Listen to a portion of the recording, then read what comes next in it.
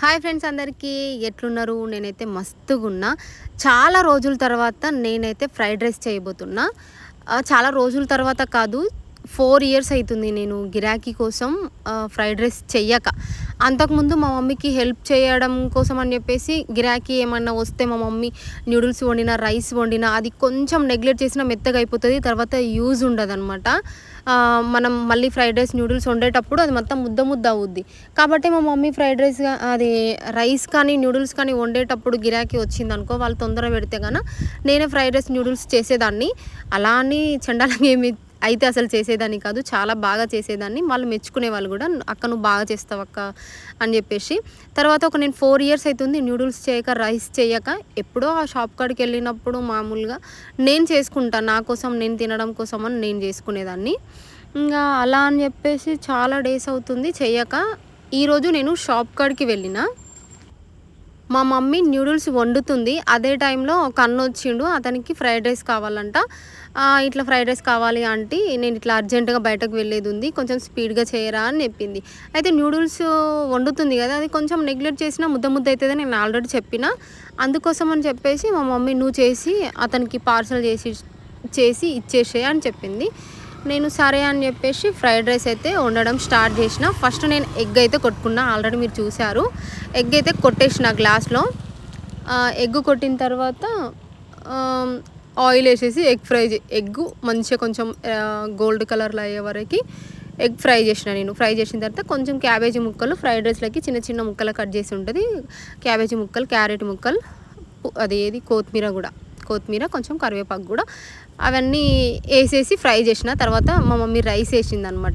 అక్కడికి మా మమ్మీ కొంచెం భయపడుతుంది, ఎందుకంటే నేను చాలా రైస్ అవుతుంది కదా చేయక ఏమైనా తేడా చేస్తుందేమో అని కొంచెం భయపడుతుంది. బట్ చాలా బాగా వచ్చింది టేస్ట్. అతను కొంచెం టేస్ట్ చేసి కూడా చూసి చెప్పిండు అనమాట, బాగుందక్క అని చెప్పేసి చెప్పిండు. సో నేనైతే చాలా బాగా చేసిన, నేను మర్చిపోలేదు వండడం అయితే. ఫైనల్గా అక్కడికి నేను వండుతుంటే కూడా మా మమ్మీ నూడిల్స్ వండడం ఏమో కానీ ఫ్రైడ్ రైస్ ఎట్లా చేస్తుందేమో అని టెన్షన్ మీద పానం మొత్తం నా మీదనే ఉంది. అక్కడికి చూస్తుంది కారం ఎంత వేస్తుంది, ఉప్పు ఎంత వేస్తుంది అనేది.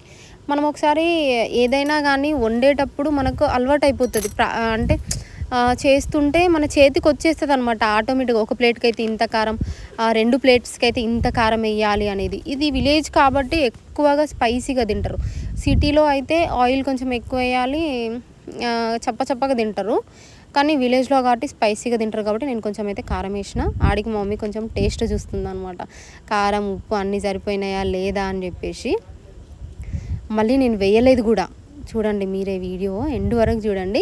మళ్ళీ నేను కొంచెం కారం వేయలేదు, కొంచెం ఉప్పు కూడా వేయలేదు, ఎందుకంటే అంత పర్ఫెక్ట్గా వేసేసిన నేను. అందుకే మా మమ్మీ నవ్వుతుంది, చాలా డేస్ అయినా కానీ కరెక్ట్గా పర్ఫెక్ట్గా వేసింది కారం ఉప్పు అని చెప్పేసి. చెప్పాను కదా, కొంచెం కొత్తిమీర వేసుకోవాలి. ఫైనల్గా కొత్తిమీర వేస్తే కొంచెం టేస్ట్ బాగుంటుంది. టేస్ట్ అయితే చాలా చాలా బాగా వచ్చింది. తర్వాత నేను మొత్తం చేసినాక కూడా చూద్దాం అంటే, నేను ఎప్పుడు ఫ్రైడ్ రైస్ వేసినా కానీ వెంకటేష్ ఒక్కసారి కూడా తినలేదు. ఆ రోజు నేను ఫ్రైడ్ రైస్ వేసినాక చూద్దాము ఎట్లా చేసినావు అని చెప్పేసి కొంచెం లాస్ట్కి కొంచెం ప్లేట్లో తీసి పెడితే అప్పుడు తిన్నాడు. నిజంగా చాలా బాగా చేసినావు, ఇంత బాగా చేస్తామని కూడా నేను అనుకోలేదు అన్నాడు అనమాట. అంటే నేను వండే వంటల మీద అంత నమ్మకం ఆయనకి, నేను ఎప్పుడు మంచిగా చేయను అనేది ఆయన ఒపీనియన్.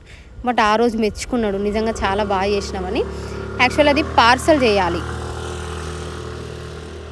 పార్సల్ పంపించాలి. కవర్లో వేయడం నాకు అప్పటి నుంచి అయినా రాదు, కవర్లో వేయడానికి ఇబ్బంది అయ్యేది అప్పుడు కూడా. ఎందుకంటే అది చేతి కాలుతుంటుంది, బాగా సెగ వస్తుంటుంది. మమ్మీ అంటే అక్కడ రెగ్యులర్గా చేస్తుంది కాబట్టి ఆమెకు ఆ సెగ అనేది అలవాటు అయిపోయింది. నేను ఇంకా అప్పుడప్పుడు చేస్తాను కాబట్టి చేయి కాలుతుంటుంది, నాకు భయం అనిపిస్తుంది. సో ఫైనల్గా అయితే ఫ్రైడ్ రైస్ అయితే చేసేసిన.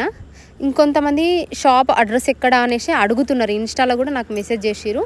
ఇది ఎక్కడ అని అంటే, పెద్ద కొత్తపల్లిలో మస్జిద్ ఉంటుంది, మస్జిద్ పక్కనే అపోలో ఫార్మసీ ఉంటుంది. అపోలో ఫార్మసీకి ఎదురుగానే సైలెంట్ ఫాస్ట్ ఫుడ్ సెంటర్ అని చెప్పేసి ఉంటుంది.